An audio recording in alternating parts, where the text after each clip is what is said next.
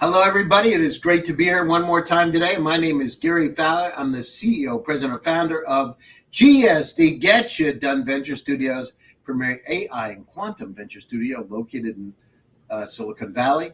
I'm a 17-time serial entrepreneur with several unicorns under the belt.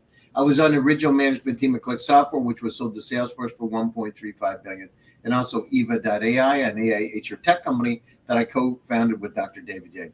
We believe that intellectual capacity is evenly spread around the world, but opportunities are not. And with that, I have my incredible guest, a good friend of mine.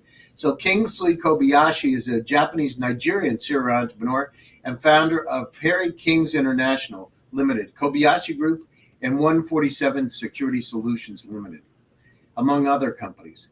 He's got over 30 years worth of experience building companies all over the world, particularly Asia, Africa, with over $250 million in turnover.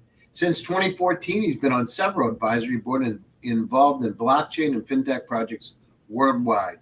He's a publisher and author of several books, helping readers navigate through financial literacy, multiple income stream opportunities, and blockchain-related issues. With that, I'd like to bring my good friend, Kingsley. Hi, Kingsley. How you doing, buddy? Hello, Gary. Good evening from Tokyo. How are you? Good, good. What time is it in Tokyo today? It's 11 p.m. right now. Very hot day here. 33 degrees in Tokyo today, so it's fantastic weather, if you like it. How's the weather been lately in Japan? Has it been fluctuating a lot, or is it normal? Yeah, I came back to Japan about a week ago. I've been traveling, and fortunately, since I've been here, the weather has been fairly good, between 27 and 33 today. At night, it goes to 19, 22, which is really good for the body. So I've been enjoying the weather here, actually. That's fantastic. And so, you're originally from Nigeria. Kingsley, you got a wonderful story. How in the world did you just pick up, not knowing Japanese and go to Japan? I mean, I can think of easier places to go to, but would you just say one day, I'm going to go to Japan and I want to see what I can do over there? How did you do that? As my friend would say, go hard or go home. I've been over 67 countries in the world, and Japan is still the best place I want to be because it's easy to do business here. They give you the tools to succeed in life legitimately. And yes, when you come here, it's very difficult at the beginning, but if you are willing to learn and study the language and then work with the people, the sky is the limit. If I can do it, everybody can do it. It's just a language barrier. And since it's a language barrier, how do you overcome that first language barrier? I did that with the help of friends and going to school and things like that. So it's not easy, but you can do it. How long did it take you to learn Japanese? Oh, I would say 3-4 years. 3-4 years. For the first 6 months, you can do conversation, but business Japanese will take you 3 to 4 years because you need to understand, because every business is different. For example, when I was doing clothing business, it was different. Bar business is different. Now you're in the financial sector, it's different. Now blockchain is different. So you have to be able to navigate through the different use of languages. And Japanese language has 3 stages. You have the katakana, the hiragana, and the kanji. So you will never end up knowing all till you die anyway, but at least enough to have a conversation with those you are talking with. No, that's amazing. So when you went over there, so the language is the biggest barrier. What other barriers do they have? Because people don't think of going to Japan to be entrepreneurs. I mean, at least I don't hear anybody. Yes. But when I came here in the early 90s, very few foreigners were here doing their own business, especially there were no foreigners from Africa actually having their own businesses then in the early 90s. But as we know, this country is very receptive of foreigners. People may think they are racist or something, but I think it's a little bit different. They are kind of scared of the outside world because, as you know, Japan was locked up for about 240 years and nobody came in here. So at that time we were coming, they were still not used to foreigners. But right now, people speak English on the street. People are, there's a different foreigners here. It's easier now than when we came. But at that time, you actually have to walk your way. You have to go to every company, try and talk to them, and you don't understand what they are saying. But when there's a will, there's a way. You just have to be determined to make it in life. Now, so what are some of the cultural differences when you're doing business in Japan what are some of the differences that you don't see in other places? So what would you say, like the top 3 differences besides language? Like how do they act? I know sometimes they say yes, like hi all the time, but it doesn't really mean yes, right? It means that It doesn't. First of all, they have to know you. You have to have a track record of working with other Japanese, and that becomes a problem for those just coming into the country. So what you do, collaboration. You collaborate with a Japanese that understands a little bit English, or a Japanese that is willing to work with you. From there, you create your own traction. Then the trust factor comes in, and once they trust you, you don't have any problem, because Japan is not a place that you have to write heavy contracts every day. Word of mouth is enough. They still have the culture of the samurai seppuku, where you cut your stomach open if you're not trustworthy. So a little bit of that is still left in them, and because of that, once they are doing business with you and they see that you are transparent, now blockchain makes that easy. That you are transparent and you are accountable for what they give you, then you start building that trust. Once you have that trust and you don't break it, the sky is the limit. Wow, that's amazing. So trust is important, and so how hierarchical is the environment there? Do they still have it like like the managers, the boss, and everybody else follows below? Yeah, the senpai kohai. It's called senpai and kohai. The senpai kohai thing is still very high in Japan. The senpai kohai. This is my supervisor, my manager, my boss, and things like that. Is still very well practiced in the Japanese organization, and in day-to-day life. It's something that I believe will be there, and that is actually one reason I like Japan. Japan has been able to grow technologically, economically, but they have not forgotten their culture. They have not forgotten their tradition. You go on the streets, you see the CEO of one of the biggest company still going for the festival Matsuri, and he's going hosho. He still plays with the kids. They have not forgotten that they have to transcend whatever they have learned to the next generation. While others are embracing other things, they are more interested in imparting knowledge on the younger generation. Unfortunately, there is shortage of the younger generation right now. But Koike-san and the governor of Tokyo and other people, they are trying to work on it to generate ways to make sure that women are having more children. Because the problem right now is that most couples don't want to have children anymore. The first time that Tokyo has gone below one. Really? So they don't want to have kids anymore. No, they don't. I mean, you see, you have to understand that this is a working environment. The family system has actually been moved away to work. So when you spend more time working, you don't have time for yourself. You don't have time for the family. You don't have time and the cost of raising a child in Japan is very expensive, especially when the pay leave time is very short, and other incentives are not there to actually push for those things. They have been focusing on just the economy, the technology, but right now I'm happy that they have redirected their attention to the family system, because yes, AI robots will do the job, but you still need humans to make those AIs and robots to do the job. So I'm really happy the way they are going right now. They are getting better in trying to solve that problem. How do they redirect it, Kingsley? What are they doing that's different than they were before? They reduce the number of hours you can work, or how do they put the pressure on it so that there's less, that people have more free time to be able to have families? Yeah, they have. I think they have to first of all reduce drastically the working days. An average Japanese still work 5-6 days a week with overtime, with 10-12 hours working days. 12 hours a day for 7 days? Of course, it's normal. I mean, when I came here, I work 16 hours. I work 18 hours. If you want to really make it, you have to do two jobs. You have to work your butt off to make sure you get there. So everybody's trying to get on that ladder, because Japan expectation is very high. And it's still a country that the salary is still very low. The average salary per head is very low. People think Japan is very expensive, when it comes to the income, it's still about $1,800.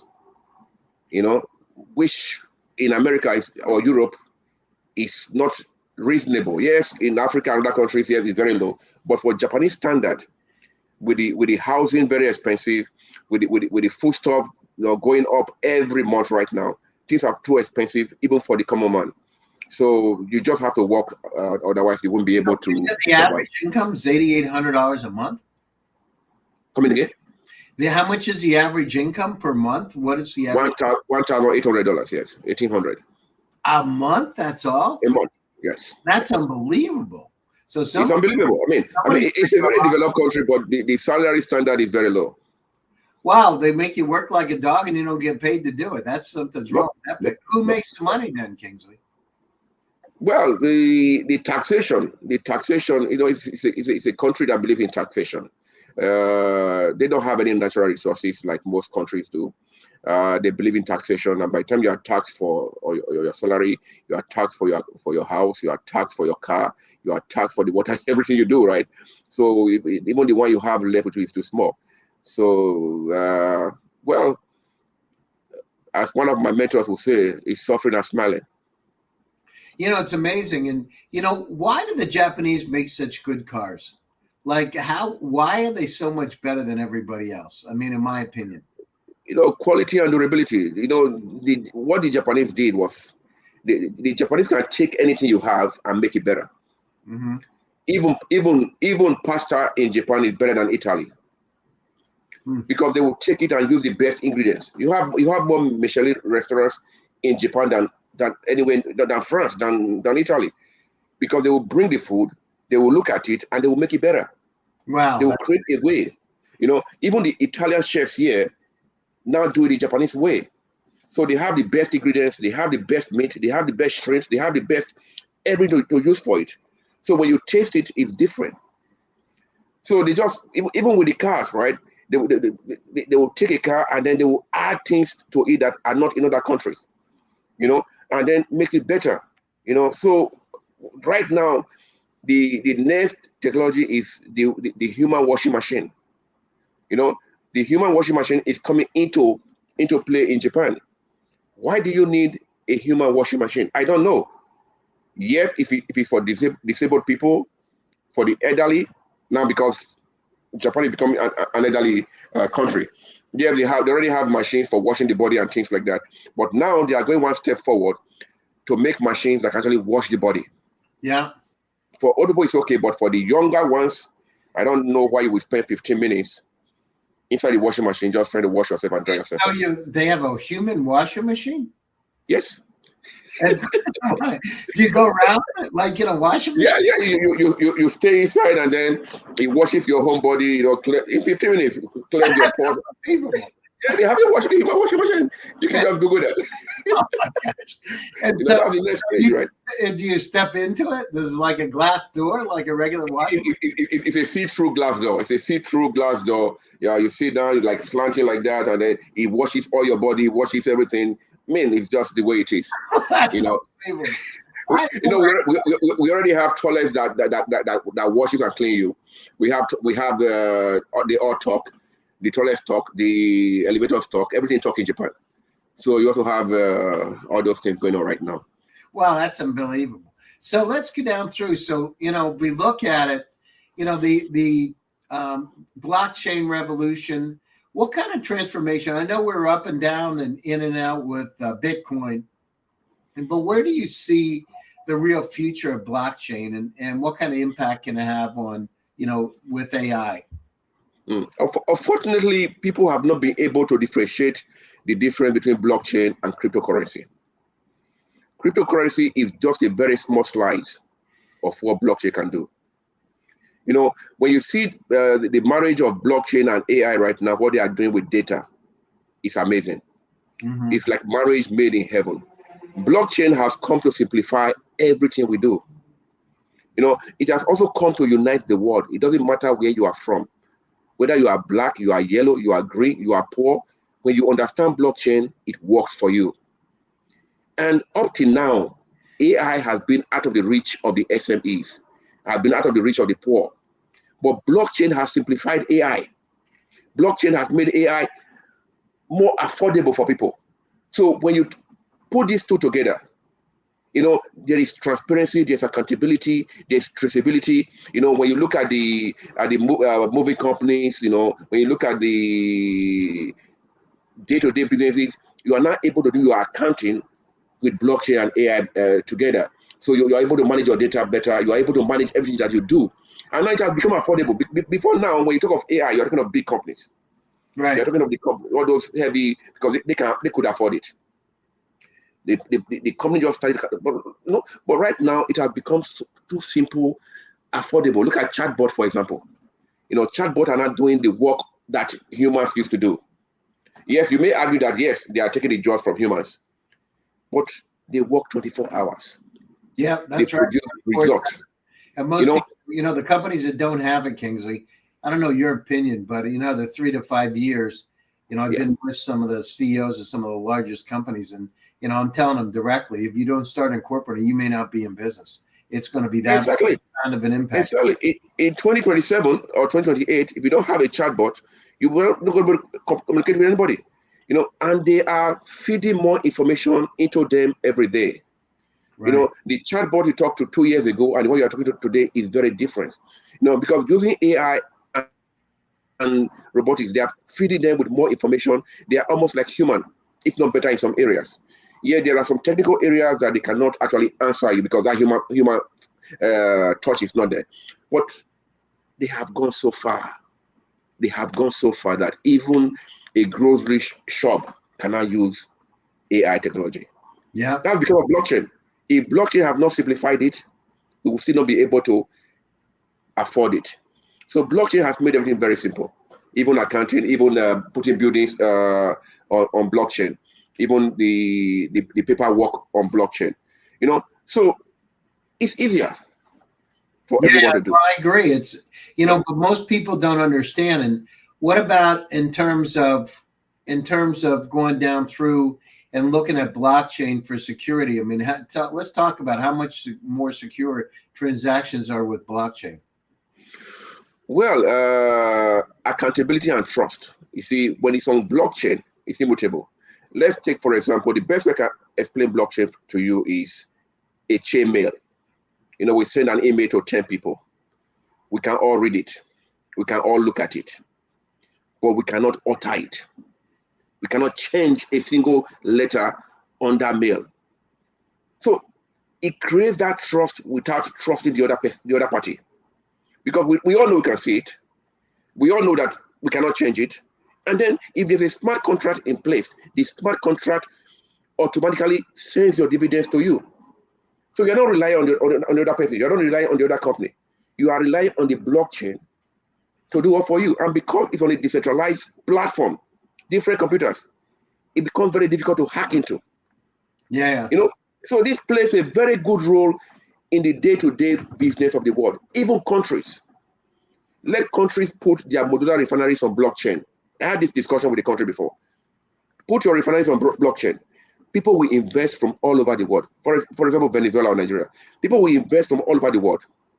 Then, right from the drilling to the byproducts to the waste will be managed on blockchain. And then the dividend, the profit, will now be sent back to everybody through the smart contract, which means you can even own $10 worth of an oil well. You can own $10 worth of a building. You can put $1 million. I can put $500. Then I can put $10 million. And yet, at the end of the month, we get our dividends through the smart contract. This can only be done through blockchain. Yeah, no, that's amazing. And so that democratizes the opportunity, right? Exactly. You can't say, oh, I don't like Gary anymore, so I'm not going to do business. I'm not going to send him money. No, I don't like Kingsley anymore. Even if you don't like me, my money will still come to me. We should be the basics of any business. Even if you're at war, the smart contract is already there to send you money. So you may argue that, with Bitcoin, this and that, there's going to be money laundering. No, because it has a footprint. Every transaction has a footprint. Unlike cash. Cash does not have a footprint. Cash have been around for hundreds of years, and yet money laundering and all the battles are still going on. But with blockchain improving every day, they are finding solutions for this with proper KYC, AML built in to check for these weaknesses, and they are solving it. And I think it's the future for all of us.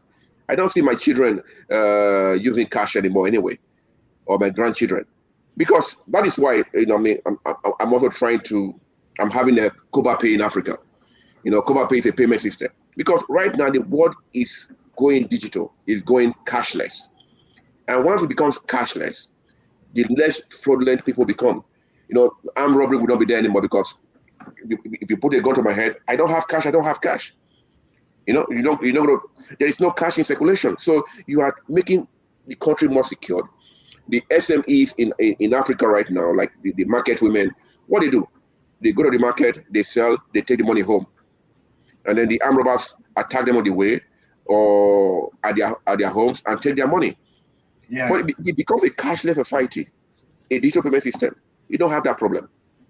You are solving two problems at the same time.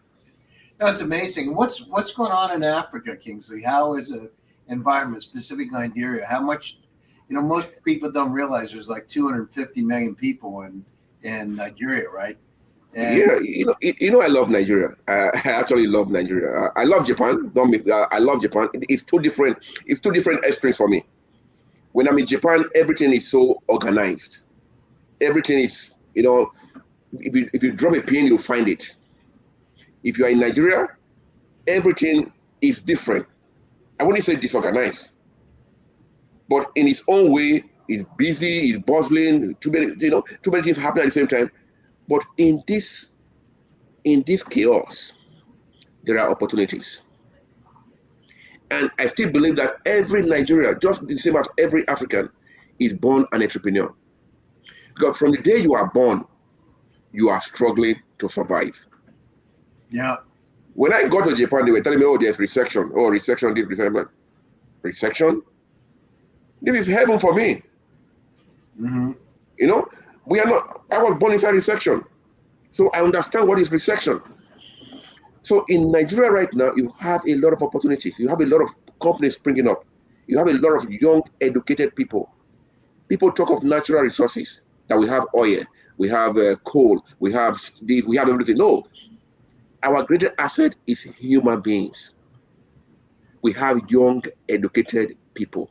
Well, the People that largest are population of the under 30 in the world. They ought to just yes, Nigerians over yes. Japan. That would help solve the problem. If Japan had what we had, if Japan should have that younger population right now, they will change the world.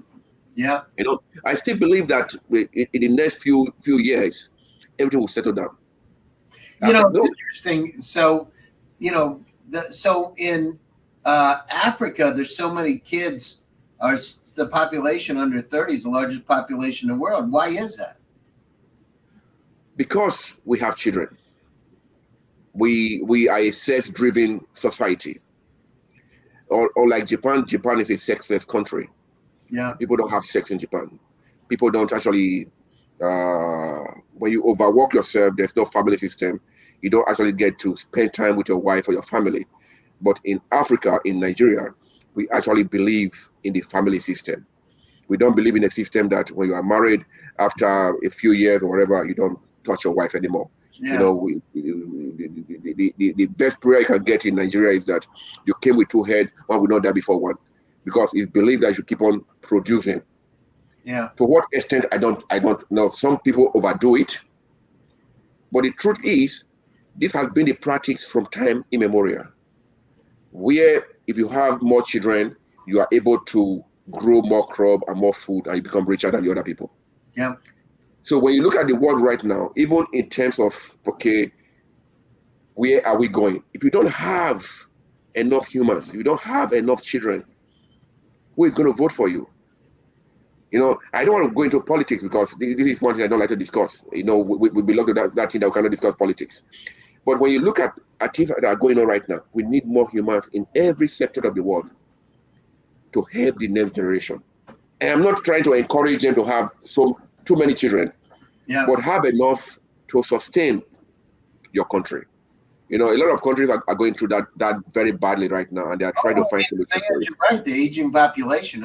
People with global warming, with all the challenges on the planet Earth, these 200 active conflicts, there's a lot of craziness. I don't know, Kingsley, why we just can't get along, and help each other. It's kind of crazy, actually.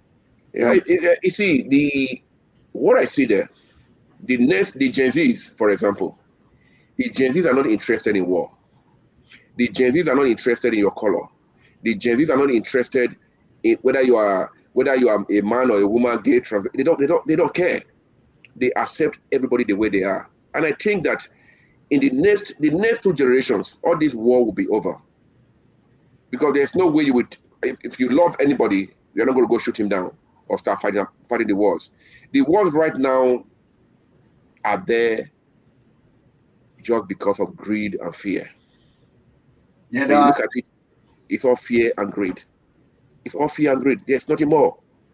Even the rivalries in Africa is greed and fear. Because when greed and fear is taken away, when I believe that you are the same human being as myself, love ourselves just like we do in our own small circle, you will realize that you don't have any reason to fight the other man. You just have the best victory is a victory that you fight without going to war.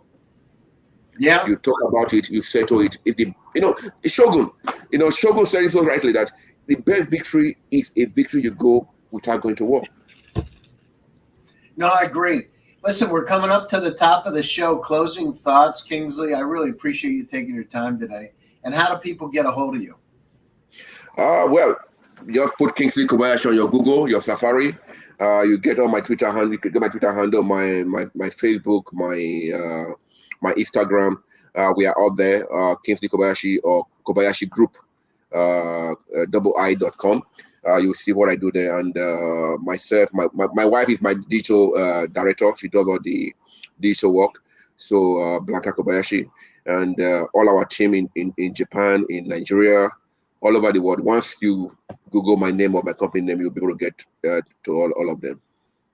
That's great. Well, listen, I appreciate you taking time out of your busy schedule to join us here today. And I thank all my audience for joining one more time. Simplenight Presents. My name is Gary Fowler, and I'm your host. Stay happy, stay safe, and stay healthy. And we will be back to you again with another exciting edition. Thank you. And enjoy your summer, gentlemen and ladies. Thank you. Bye-bye. Thank you. God bless.